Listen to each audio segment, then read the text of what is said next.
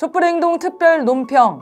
민심에 화답한 이재명 대표. 총선 후 새로운 승리가 만들어졌다. 민심에 부응하는 정치를 만들기 위한 활동을 더욱 적극적으로 벌이자.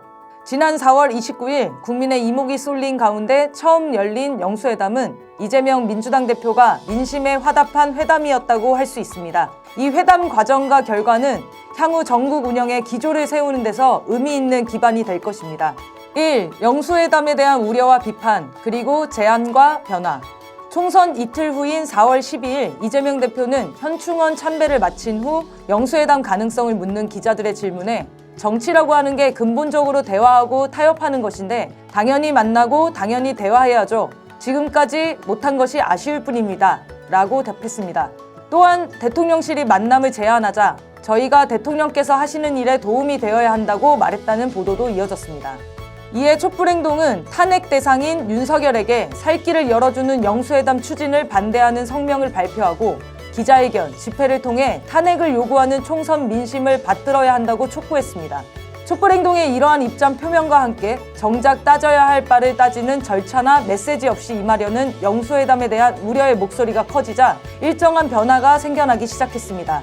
총선 이후부터 영수회담을 합의한 초반까지 25만 원 민생 의제만 주로 언급하던 민주당이 실정에 대한 사과, 최상병 특검 수용, 거부권 자제, 그리고 25만 원 지급이 담긴 이른바 3+1을 언급하기 시작했습니다. 그런데 영수회담 실무회담을 앞두고 정성호 의원은 대화와 협치를 강조하며 김건희 특검을 의제에 올리는 것이 적절하지 않다고 주장했습니다. 뿐만 아니라 영수회담에서 윤석열과의 신뢰관계를 구축하는 것이 핵심이라고 발언해 여론의 반발을 샀습니다. 책임을 물어야 할 상대를 신뢰해야 할 상대처럼 만들어버렸기 때문입니다. 이재명 대표의 최측근으로 알려진 정성호 의원의 이 같은 발언은 이재명 대표의 의중이 반영된 것은 아닌가 하는 의문도 제기되었습니다. 이에 대해 서울촛불행동은 김건희 특검을 거래 대상으로 삼고 협치를 주장하는 정성호 의원의 발언을 비판하는 항의 행동을 진행했습니다. 성명 발표, 면담 요청, 기자회견을 통해 발언 사과와 철회를 요구했습니다. 2. 마음과 실력으로 민심에 부응한 이재명 대표. 영수회담을 앞두고 긴박하게 진행된 촛불행동의 적극적인 촉구 행동과 시민들에 의해 이왕에 하기로 한 영수회담이라면 제대로 해야 한다는 여론이 형성되었고 이재명 대표가 영수회담 자리에서 민심을 반영한 글을 발표하게 되었습니다. 윤석열의 면전에서 영수회담 모두 발언을 통해 민심의 목소리를 공개적으로 전한 것은 이재명 대표가 민심에 화답을 한 것이라고 할 수 있습니다. 정치인이 민심에 화답한다는 것은 쉬운 일이 아니며 누구나 할 수 있는 것이 아닙니다. 그런데 이재명 대표의 이런 태도는 무엇보다도 그가 민심에 화답할 마음이 크기 때문에 가능한 것이었습니다. 이재명 대표는 영수회담 현장에서 전술적인 돌파력도 기민하게 보여주었습니다. 원래 윤석열은 현장에서 악수하며 인사나 주고받고 날씨 얘기나 하면서 사진을 수백 장 찍은 뒤에 기자들을 내보낸 후 혼자 90%를 떠들려고 했을 것입니다. 용산이 어떻고 집무실이 어떻고 하면서 시시콜콜한 얘기로 이재명 대표에게 이틀막 작전을 쓰려던 것이 계획이었을 것입니다. 그러나 악수하고 인사 나누고 사진을 수백 장 찍고 기자들을 나가게 하려고 할 때 이재명 대표는 공개회담 종료 지시를 막고 주머니에서 준비한 문서를 꺼내 민심을 담은 글을 또박또박 읽었습니다. 비공개로 넘어가려는 순간 공개회담 시간을 최대한 살려낸 것입니다. 이재명 대표의 현장 전술 돌파력은 누가 봐도 빛났습니다. 여기에서 이재명 대표의 야성과 실력이 드러났습니다. 무도한 파렴치한과 맞서 싸우는 데서 주도권을 틀어잡는 실력이 여실히 드러난 장면이었습니다.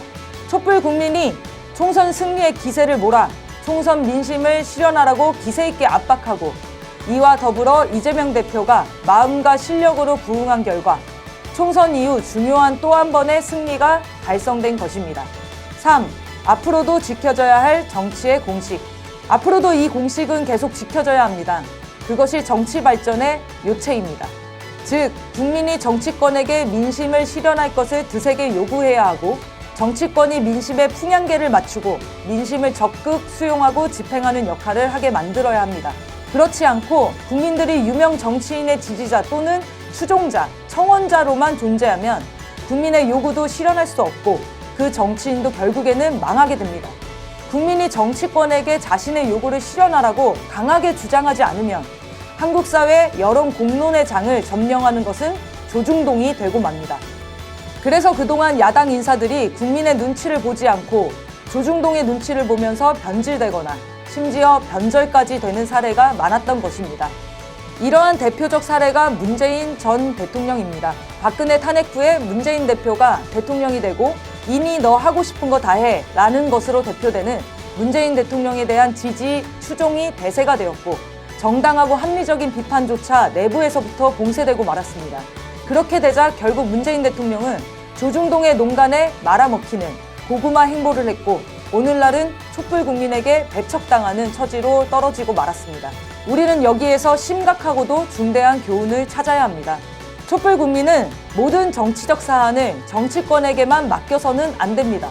국민들은 자신의 요구와 주장을 강하게 하면서 정치권이 국민의 요구대로 움직이도록 만들어가는 활동을 맹렬히 벌여야 합니다. 잘한 것은 잘했다고 해야 하며 잘못한 것은 강력하게 비판해야 정치가 바로 설 수 있습니다. 국민은 명령권자이며 정치권은 그것을 받들어야 할 존재입니다. 따라서 촛불 국민과 정치권의 관계를 명령과 이를 수행하는 주종 내지 상하관계로 명확히 만들어가야 합니다. 그것이 주권자 국민의 존엄입니다. 이런 현실을 만드는 책임과 힘은 결국 윤석열 탄핵 전선에 앞장서 있는 촛불 국민에게 있습니다. 이제야말로 국민이 나라의 주인, 정치의 주인이라는 것을 똑똑히 보여줄 때가 되었습니다. 우리는 지금 주권자 혁명의 위대한 노정에 있습니다. 2024년 5월 3일 촛불행동